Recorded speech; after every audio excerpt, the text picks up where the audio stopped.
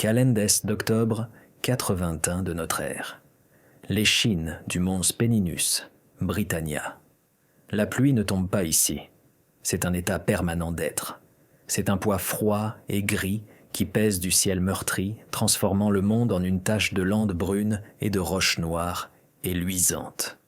Pour Verck des Brigantes, c'était le grand allié. Les dieux du ciel de cette île avaient toujours utilisé la pluie pour saigner la force des envahisseurs. Elle transformait la terre battue en boue aspirante, gonflait les ruisseaux en torrents infranchissables et glaçait la moelle même des os d'un homme. C'était une arme et elle avait toujours fonctionné. Jusqu'à maintenant. Allongé sur le ventre, la bruyère mouillée lui grattant le menton, Verck regardait la chose que les envahisseurs fabriquaient. Lui et son jeune cousin, Casso, suivaient la colonne depuis 3 jours, fantômes dans la brume, attendant qu'ils faiblissent. Les légionnaires, hommes de la 9e Légion Hispana, étaient vêtus de plaques de fer qui pleuraient des traînées rouilles sous l'averse. Ils marchaient d'un pas rythmé et martelé, totalement étrangers à cette terre. Mais ce n'étaient pas les hommes qui retenaient le regard horrifié de Verck. C'était le sol sous leurs sandales cloutées, leurs sandales militaires. C'était une route, pas un sentier battu par des générations de voyageurs, mais une cicatrice.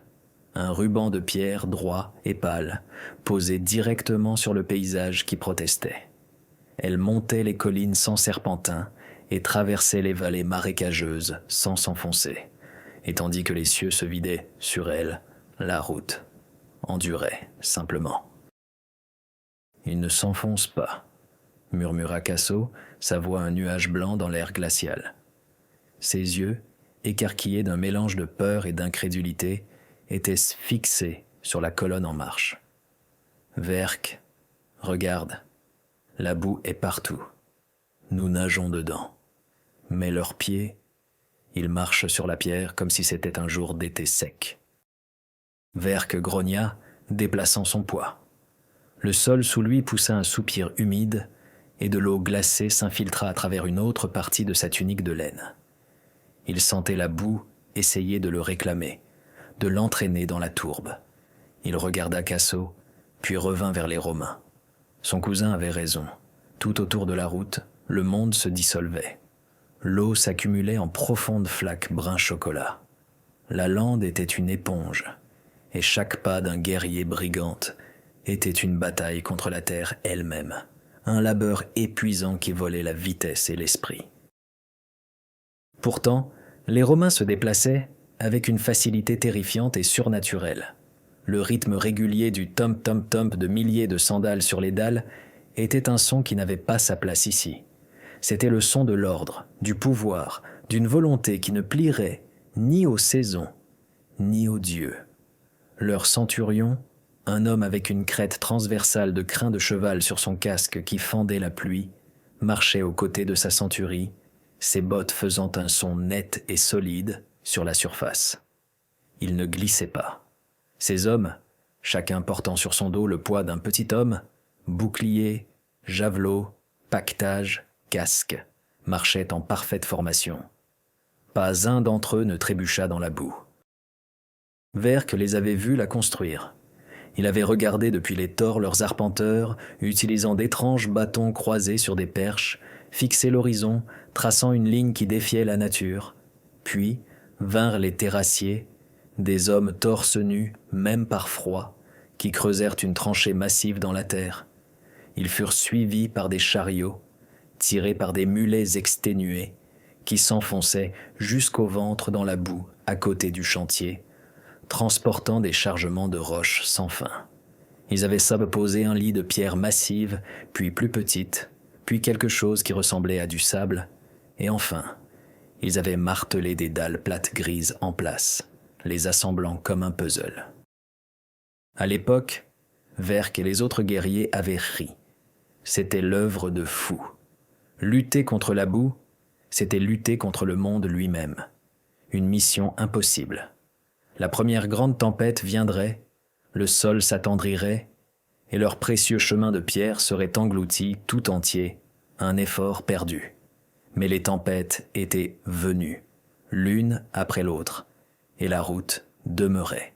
Elle rejetait l'eau comme le manteau huilé d'un chef. De petits canaux, que Verck n'avait pas remarqués auparavant, creusés le long de la route, débordaient d'eau de ruissellement, emportant le déluge.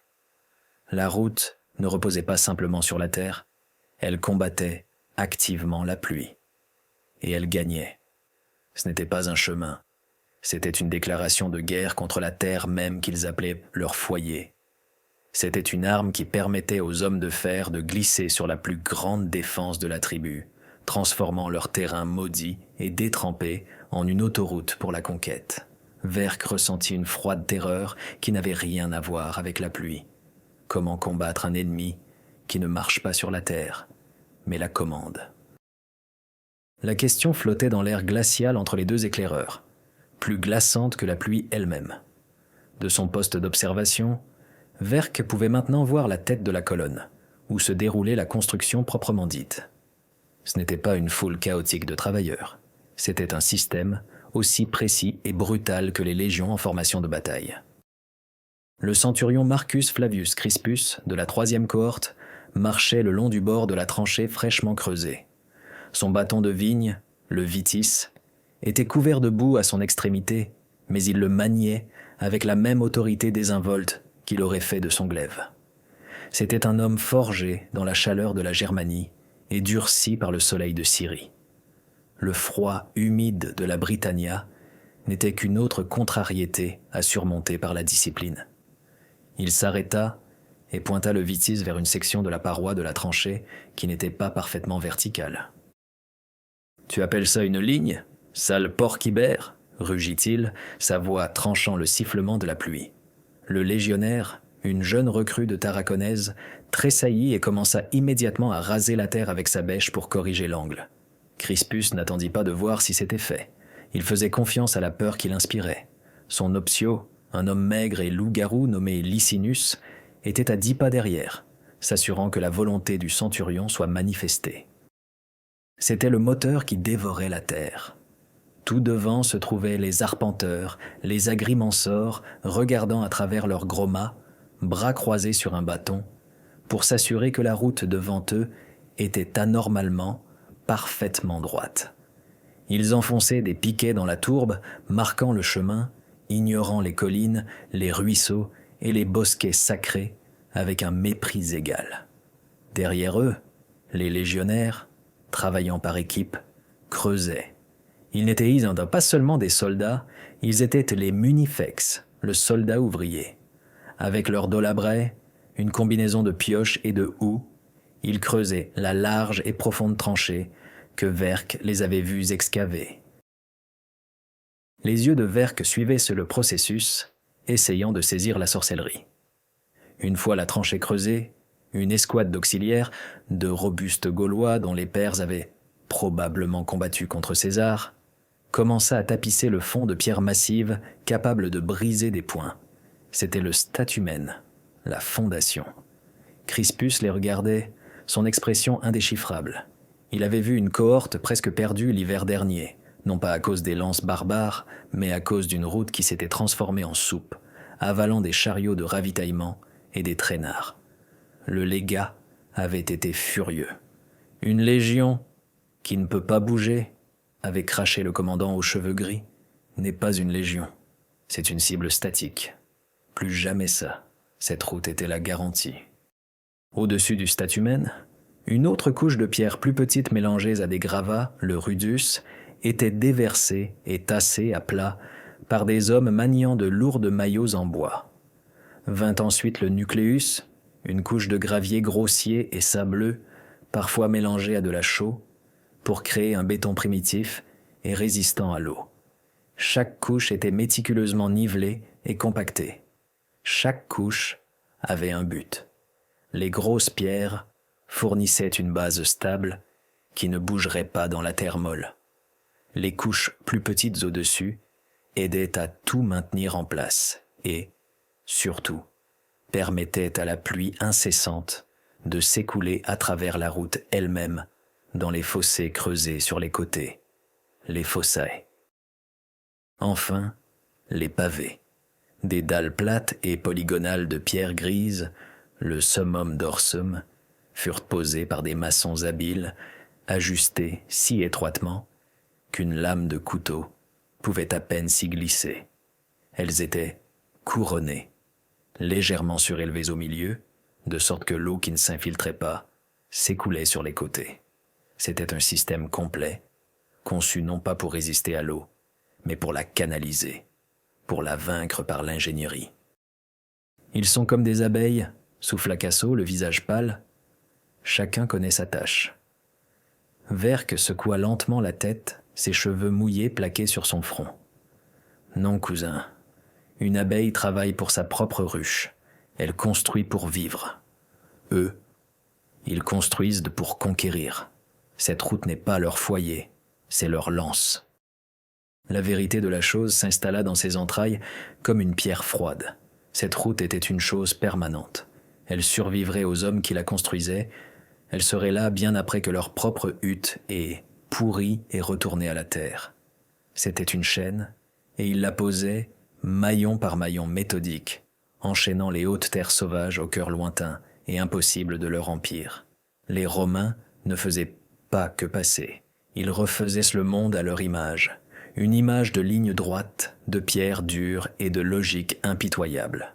Et alors que la colonne de la 9e Hispana marchait sans effort sur la section achevée derrière les ouvriers, leurs clous frappant des étincelles sur la pierre mouillée, Verck comprit qu'il ne combattait juste pas seulement des hommes en fer.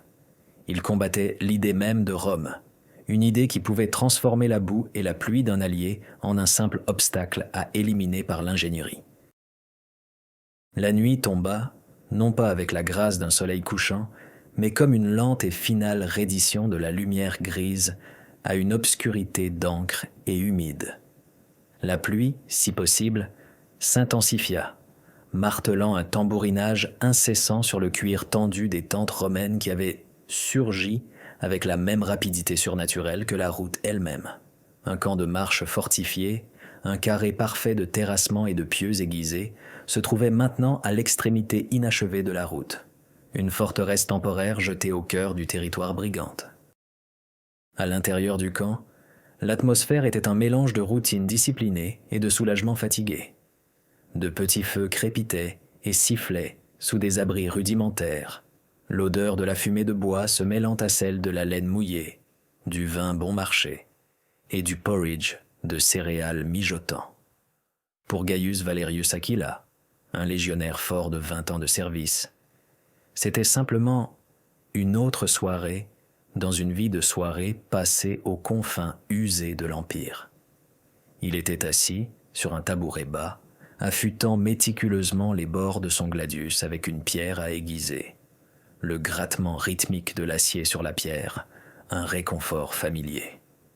Son bouclier, dont la couverture en cuir était luisante de pluie, était appuyé contre le poteau de la tente, l'aigle peint de la 9e à peine visible dans la lumière vacillante. Son compagnon de tente, un jeune soldat nommé Lucius, peinait à nettoyer la boue épaisse et poisseuse de ses caligae. Par les dieux, est-ce que cette terre maudite arrête un jour de pleuvoir ? Marmonna Lucius, les jointures à vif. Mes pieds n'ont pas été secs depuis 1 mois. C'est la boue qui nous tuera, pas les peintures lurées. Aquila ne leva pas les yeux de son travail. La boue est un ennemi, mon garçon, comme n'importe quel autre.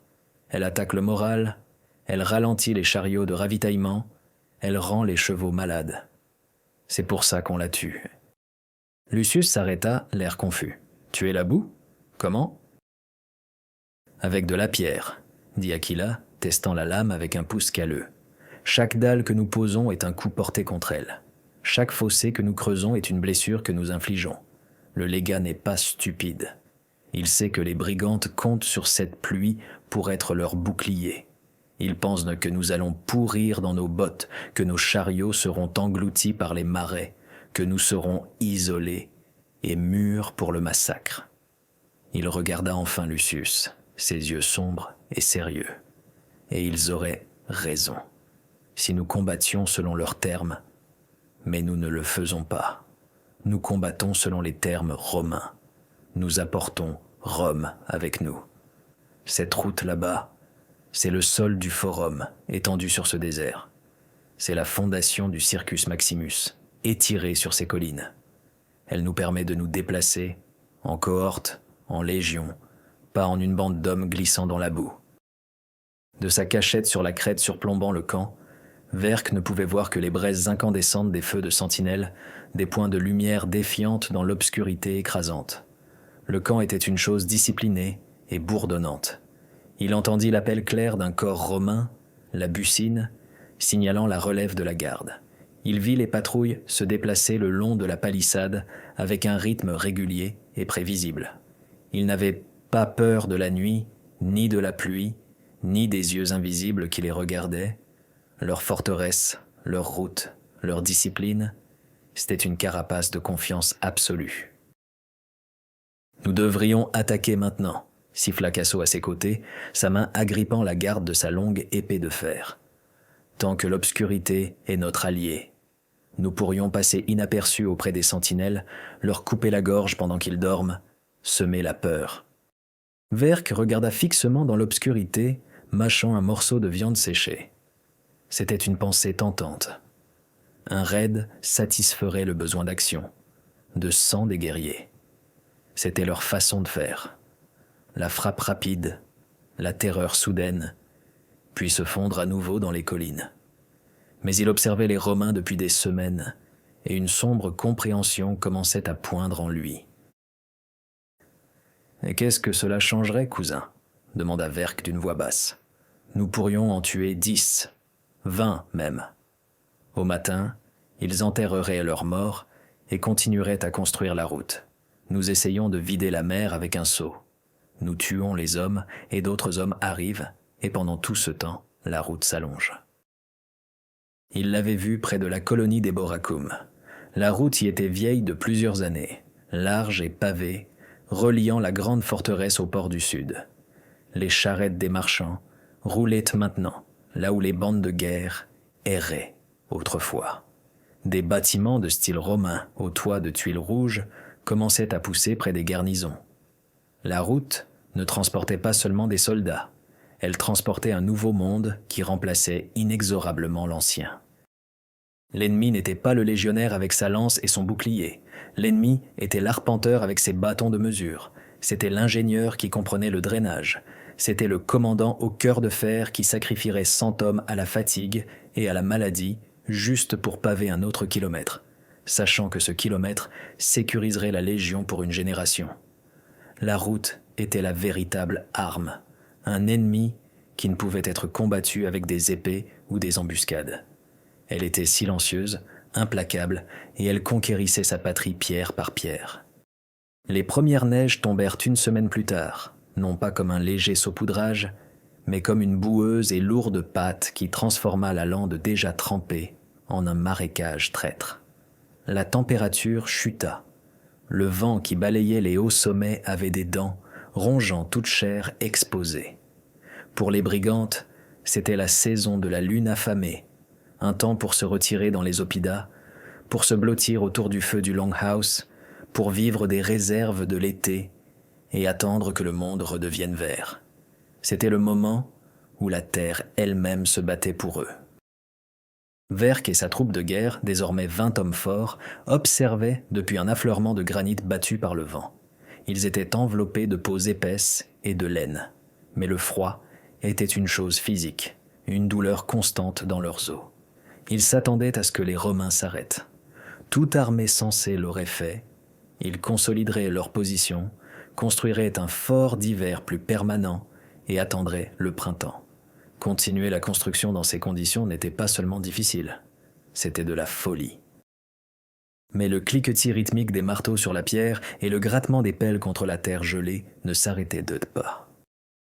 La 9e Hispana travaillait. Le souffle des hommes se condensait dans l'air glacial comme de la fumée. La glace croustillait sur leurs barbes et les lanières de cuir de leurs casques. Leurs mains, enveloppées dans des bandes de tissu, étaient maladroites et le travail était douloureusement lent. Le sol, un bourbier mi-gelé de boue et de glace, leur résistait pour chaque pelletée. Les mules glissaient et tombaient, leurs pattes brisées, leurs chargements de pierre éparpillés. Les légionnaires, dont les systèmes immunitaires étaient affaiblis par le froid et l'humidité, commençaient à tousser, un son profond et râlant qui résonnait dans le paysage désolé. Le centurion Crispus était un homme possédé. Il arpentait la ligne, son visage rougi par le vent, son lourd manteau maculé de boue gelée. Il savait que c'était le test décisif. Le gouverneur, Gnaeus Julius Agricola, leur avait donné un impératif simple et brutal. La route devait atteindre le col avant que les neiges profondes ne la rendent impraticable. Les ravitaillements pour le nouveau fort avancé à Pinata Castra en dépendaient. Un échec ici signifierait une retraite, une perte de face et un hiver passé à céder l'initiative aux tribus. « Vous n'êtes pas des hommes de cire », beugla-t-il, la voix rauque. « Vous êtes des hommes de la 9e, vous avez enduré les déserts de Judée, vous avez cuit sur les plaines d'Hispanie, ce froid humide n'est rien, un bain chaud, comparé à un hiver allemand.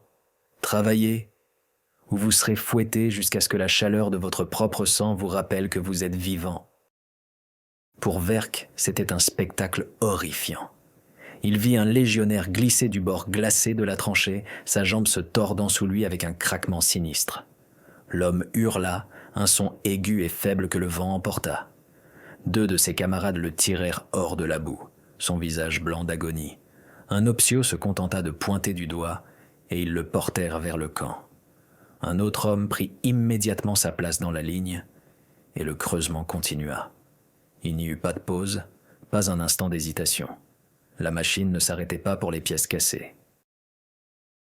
Casso frissonna, resserrant sa cape. « Ils vont mourir », dit-il, la voix empreinte d'un étrange mélange d'espoir et d'admiration. « La montagne va les briser. Ils vont geler dans leurs armures de fer. » Verck n'était pas si sûr. Il surveillait la route. Même maintenant, dans ces conditions impossibles, la conception prouvait sa valeur. Les couches de pierre formaient un rempart contre le soulèvement du haut gel qui transformerait une simple piste de terre en une ruine impraticable. Les fossés, qui transportaient maintenant une eau de fonte lente et à moitié gelée, empêchaient la fondation de devenir un bloc de glace solide. La route était plus qu'une surface. C'était un défi à la saison. Il réalisa qu'il était témoin d'une bataille, non pas d'hommes, mais de volonté. D'un côté se trouvait l'ancienne puissance élémentaire de l'hiver britannique, une force qui avait intimidé des rois et brisé des tribus pendant des millénaires. De l'autre, la volonté implacable, organisée et totalement inhumaine de Rome, incarnée par ce ruban de pierre pâle et les hommes qui gelaient et mouraient pour le poser. Les Romains n'essayaient pas de survivre à l'hiver, ils essayaient de le conquérir. Ils utilisaient la logique, le travail et une indifférence terrifiante à la souffrance individuelle pour recouvrir l'autorité des saisons. Verck regarda une équipe de légionnaires utiliser des leviers pour mettre en place une massive pierre de fondation gainée de glace, leurs grognements et leurs jurons perdus dans le vent. Ils ne construisaient pas seulement une route. Ils construisaient la preuve que le monde fonctionnait désormais selon un nouvel ensemble de règles. Le col était une brèche étroite, balayée par le vent, entre 2 sommets sombres, gris ardoise, un endroit que les brigantes appelaient la porte des tempêtes. Pendant des générations, ce fut un point de passage naturel, un endroit où une petite bande de guerriers pouvait repousser une force beaucoup plus importante, utilisant les pentes traîtresses et le temps imprévisible comme leurs alliés. Voir la route romaine viser son cœur donnait l'impression d'une violation personnelle. Verck savait que c'était leur dernière chance. Une fois que la route aurait traversé le col, les Romains disposeraient d'une artère sûre et praticable par tous les temps vers les terres tribales du Nord. La guerre changerait. Ce ne serait plus un jeu de raids et de retraites saisonniers. La Légion serait une présence permanente, un poignard pointé à leur gorge toute l'année. Les chefs avaient finalement écouté les avertissements de plus en plus désespérés de Verck. Une force avait été rassemblée, 300 guerriers, issus des clans des Hautes-Landes. Pas une armée massive, mais des hommes féroces qui connaissaient ce terrain, qui pouvaient se déplacer dans les marais et les éboulis comme des spectres. Le plan était simple, brutale et née du désespoir. Ils attendirent que la colonne de construction pénètre dans la partie la plus étroite du col. Ils y seraient vulnérables, étirés, sans possibilité de former une ligne de bataille appropriée. Les guerriers de Verk s'abattrèrent sur eux depuis les pentes au-dessus, utilisant la hauteur et l'élément de surprise pour submerger les légionnaires avant qu'ils ne puissent déployer leur formation disciplinée. Depuis sa cachette parmi un amas de rochers glacés, Verk observait l'avancée des Romains. Ils avançaient avec une détermination sombre et épuisée. L'avant-garde était une centurie d'auxiliaires, des Bataves, à en juger par leurs longs boucliers et leurs silhouettes robustes, leurs éclaireurs s'étendant devant eux. Derrière eux venaient les ouvriers légionnaires, leurs boucliers jetés sur le dos, leurs glaives au fourreau, portant des pelles et des pioches au lieu de pilas. C'était la cible. Le centurion Crispus était là, une touche de cramoisie dans le paysage gris, les poussant en avant. Le signal fut le cri d'un aigle de chasse, imité à la perfection par un guerrier caché sur la pente opposée. Avec un rugissement guttural qui résonnait contre les parois rocheuses, les brigandes surgirent de leur cachette. C'était un spectacle terrifiant. 300 guerriers peints, aux cheveux longs, brandissant épées et lances, leurs voix s'unissant en un seul cri de guerre cacophonique, dévalant les pentes abruptes et traîtresses. Le sol était glissant de glace et de neige mouillée, un piège mortel pour les imprudents. Mais c'était leur terre. Ils bondissaient de rocher en rocher avec l'agilité des chèvres de montagne. Pendant un instant, ce fut le chaos dans la ligne romaine. Les ouvriers, pris complètement par surprise, se hâtèrent de laisser tomber leurs outils et de dégainer leurs épées. Les auxiliaires bataves, réagissant avec une vitesse incroyable, commencèrent à former un mur de boucliers à la tête de la colonne, leurs lances hérissées vers l'extérieur. Mais l'attaque principale visait le centre mou, les légionnaires qui étaient ingénieurs 1 minute et devaient être soldats la suivante. Le centurion Crispus était magnifique. Il n'a pas paniqué. Il n'a pas crié à la retraite. Sa voix, aiguisée par 100 chants de bataille, était un instrument de commandement tranchant comme un rasoir. « Adscuta! À vos boucliers! Formez les rangs sur la route! Sur la route !» Et c'est alors que Verk vit le véritable génie, le but final et dévastateur de leur création. Ces guerriers, dévalant la pente, frappèrent le sol mou et boueux au bord de la construction. Leur élan, leur plus grand atout, fut instantanément volé par le bourbier gluant et à moitié gelé. Leurs pieds, chaussés de cuir souple, glissèrent et dérapèrent. Les hommes trébuchèrent, tombant dans la boue même qu'ils avaient considérée comme une alliée. Les Romains, cependant, se replièrent sur la surface solide, plate et sûre de la route qu'ils venaient à de construire. Leurs caliguets cloutés trouvèrent prise sur la pierre. En quelques secondes, la foule chaotique d'ouvriers se transforma. Les boucliers furent décrochés, les pilas tirés, et ils formèrent un mur de boucliers petits, serrés et férocement disciplinés, là, au milieu du col, sur leurs rubans de pierre importés. Ils avaient apporté leur champ de bataille parfait avec eux. La charge brigante, qui aurait dû être une vague irrésistible, se brisa contre cette petite style d'ordre romain. Les guerriers qui atteignirent la route étaient épuisés par la marche dans la boue. Ils durent à se battre en montée, essayant de trouver prise sur le bord surélevé et bombé de la route, tandis que les légionnaires restaient fermes, plantant leurs pieds sur la pierre inflexible. Les Romains n'avaient pas à se soucier de leur position. Ils n'avaient qu'à tuer. Le premier rang cala ses boucliers, le deuxième et le troisième rang lancèrent leurs lourds pilas, qui transperçaient les boucliers et les corps brigantes avec une force écœurante. Puis, comme une machine bien huilée, le premier rang tira ses gladius et commença son travail mortel et méthodique. Coup, pique, avance.